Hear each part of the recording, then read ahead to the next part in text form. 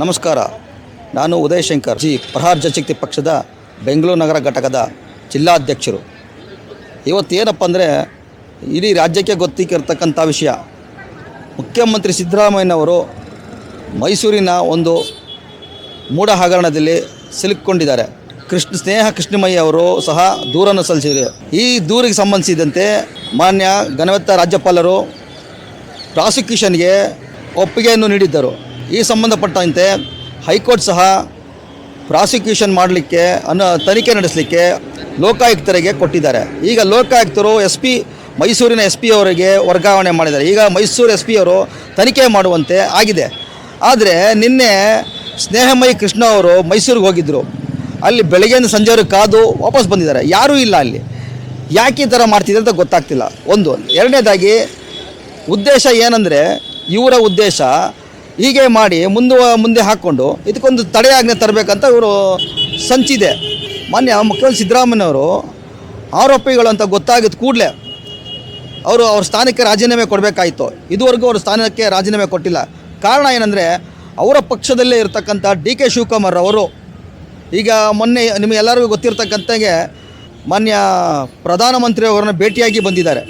ಯಾಕಾಗಿ ಹೋಗಿದ್ರು, ಇಲ್ಲಿಯ ಎಲ್ಲ ವಿಷಯಗಳನ್ನು ಅವರಿಗೆ ತಲುಪಿಸಿ ಬಂದಿದ್ದಾರೆ ಅಂತ ನನ್ನೊಂದು ಅನಿಸಿಕೆ. ಹಾಗಾಗಿ ಇದು ಮಾನ್ಯ ಸಿದ್ದರಾಮಯ್ಯನವ್ರಿಗೆ ಗೊತ್ತಾಗಿ ಅವರು ರಾಜೀನಾಮೆ ಕೊಡೋಕ್ಕೆ ಹಿಂದೆ ಮುಂದೆ ನೋಡ್ತಾ ಇದ್ದಾರೆ ಅಂತ ಒಂದು ಜನರ ಭಾವನೆ. ಕೇಜ್ರಿವಾಲ್ ಒಂದು ರೀತಿಯಲ್ಲೇ ಅವರು ಆರೋಪಿಗಳಾಗಿ ಜೈಲಿಗೆ ಹೋಗಿ ಬಂದಂಥವ್ರು. ಈಗ ಅವ್ರು ರಾಜೀನಾಮೆ ಕೊಟ್ಟು ಚುನಾವಣೆ ಎದುರಿಸಿದ್ದಾರೆ. ಆದರೆ ನಮ್ಮ ಕರ್ನಾಟಕದಲ್ಲಿ ಹಾಗೆ ಆಗ್ತಾಯಿಲ್ಲ. ಯಾವಾಗ ಇವರು ಆರೋಪಿ ಅಂತ ಗೊತ್ತಾದ ಕೂಡಲೇ ಅವರು ರಾಜೀನಾಮೆ ಕೊಡಬೇಕಾಯಿತು ಸಿದ್ದರಾಮಯ್ಯನವರು. ಇದುವರೆಗೂ ಕೊಟ್ಟಿಲ್ಲ. ಎಲ್ಲ ಪಕ್ಷದವರು, ರಾಜಕೀಯ ನಾಯಕರುಗಳು ರಾಜೀನಾಮೆ ಕೊಡಿ ಅಂತ ಕೇಳ್ತಿದ್ದಾರೆ. ಆದರೆ ಇವರು ಕೊಡ್ತಿಲ್ಲ.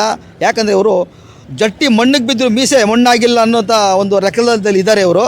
ಹಾಗಾಗಿ ಇವರು ಮುಂದೆ ಏನು ಮಾಡಬೇಕಂತ ಗೊತ್ತಾಗ್ತಿಲ್ಲ ಅವ್ರಿಗೆ.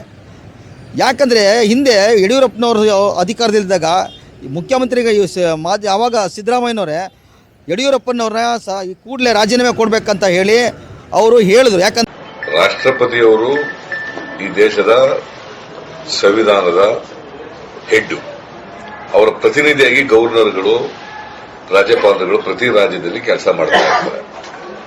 ಒಂದು ಸರ್ಕಾರ ಸಂವಿಧಾನದ ಚೌಕಟ್ಟಿನೊಳಗಡೆ ಕೆಲಸ ಮಾಡ್ತಾ ಇದೆ ಇಲ್ವೋ ಅಂತಕ್ಕಂಥ ನೋಡ್ಕೊಳ್ತಕ್ಕಂಥ ಉಸ್ತುವಾರಿ ಇವ್ರಿಗೆ ಇರ್ತದೆ. ಸರ್ಕಾರ ತಪ್ಪು ಮಾಡಿದ್ರೆ ಆ ಸರ್ಕಾರಕ್ಕೆ ಎಚ್ಚರಿಕೆ ಕೊಡ್ತಕ್ಕಂಥ, ಅವ್ರಿಗೆ ಬುದ್ಧಿ ಹೇಳ್ತಕ್ಕಂಥ, ಅವ್ರ ಮೇಲೆ ಕ್ರಮ ತಗೊಳ್ತಕ್ಕಂಥ ಅಧಿಕಾರ ರಾಜ್ಯಪಾಲರಿಗಿದೆ. ಅದು ಅವರ ಅಧಿಕಾರನೇ ಚಲಾಯಿಸಿದಾಗ ಇದು ರಾಜಕೀಯ ಪ್ರೇರಿತ, ದುರುದ್ದೇಶದಿಂದ ಮಾಡಿದ್ದಾರೆ, ಇದು ಪ್ರೀ ಪ್ಲಾನ್ಡ್, ವಿರೋಧ ಪಕ್ಷದವ್ರು ಮಾಡಿಸ್ತಾ ಇದ್ದಾರೆ ಅಂತ ಹೇಳಿದ್ರೆ ಜನ ಅದನ್ನೆಲ್ಲ ನಂಬೋದಿಲ್ಲ.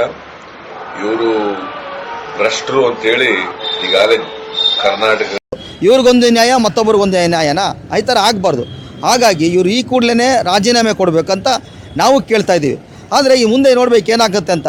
ಹಿಂದೆ ಜನತಾದಳ ಇದ್ದ ಸರ್ಕಾರದಲ್ಲಿ ಸೋಮಶೇಖರ್ ಅವರು ಒಂದು ಸಣ್ಣ ಹಗರಣ ಸಿಲುಕಿಕೊಂಡಾಗ ಅವರು ರಾಜೀನಾಮೆ ಕೊಟ್ಟರು. ತದನಂತರದಲ್ಲಿ ಅವರು ತಪ್ಪಿಸ್ತಾರಲ್ಲ, ಅವ್ರ ಆರೋಪಿಗಳೆಲ್ಲ ಅವರು ಮುಕ್ತರಾದ ಮೇಲೆ ಬಂದು ಮತ್ತೆ ಪುನಃ ಅವರು ಸಚಿವರಾದರು ಸಂಪುಟದಲ್ಲಿ. ಇದೆಲ್ಲ ಇದೆ. ಆದರೆ ಇವರು ಯಾಕೆ ಸಿದ್ದರಾಮಯ್ಯನವರು ರಾಜೀನಾಮೆ ಕೊಡೋದಕ್ಕೆ ಹೆದರ್ತಾ ಇದ್ದಾರೆ ಅನ್ನೋದು ಇದೊಂಥರ ತಿಳಿಯಾರದ ವಿಷಯವಾಗಿದೆ. ಎಲ್ಲಿ ನಾನು ಅಧಿಕಾರಿ ಬೇರೆಯವರು ಕೊಟ್ಟರೆ ಬೇರೆಯವರು ಮುಂದೆ ಇವ್ರಿಗೆ ಮತ್ತೆ ಬಿಟ್ಟುಕೊಡ್ತಾರೋ ಏನೋ ಒಂದು ಸಂಶಯ ಉದ್ಭವವಾಗಿರೋದ ಸಿದ್ದರಾಮಯ್ಯನವರು ಬಿಡ್ತಾ ಇಲ್ಲ. ಹಾಗಾಗಿ ಈಗ ಮುಂದೆ ನೋಡಬೇಕಾಗಿ ಏನಾಗುತ್ತೆ, ತನಿಖೆ ಯಾವ ಮಟ್ಟದಲ್ಲಿ ಹೋಗುತ್ತೆ ಅಂತ. ತನಿಖೆಗೆ ಈಗ ಮೈಸೂರಿನಲ್ಲಿ ಆಗಬೇಕಂತದೆ. ಆದರೆ ಮೈಸೂರಲ್ಲಿ ತನಿಖೆ ಆಗೋದು ಸೂಕ್ತ ಅಲ್ಲ ಅಂತ ನಮ್ಮೆಲ್ಲರ ಭಾವನೆ. ಆದ್ದರಿಂದ ಅಲ್ಲಿ ತನಿಖೆ ಮಾಡುವ ಬದಲು ಬೆಂಗಳೂರು ಅಥವಾ ಬೇರೆ ಯಾವುದಾದ್ರು ಜಿಲ್ಲೆಗಳಲ್ಲಿ ತನಿಖೆ ಆಗಬೇಕು, ಅದು ಫೇರ್ ಆಗಬೇಕು ಅಂತ ಎಲ್ಲರೂ ಭಾವನೆ. ನೋಡೋಣ ಮುಂದೆ ಏನಾಗುತ್ತೆ, ಕಾದು ನೋಡೋಣ.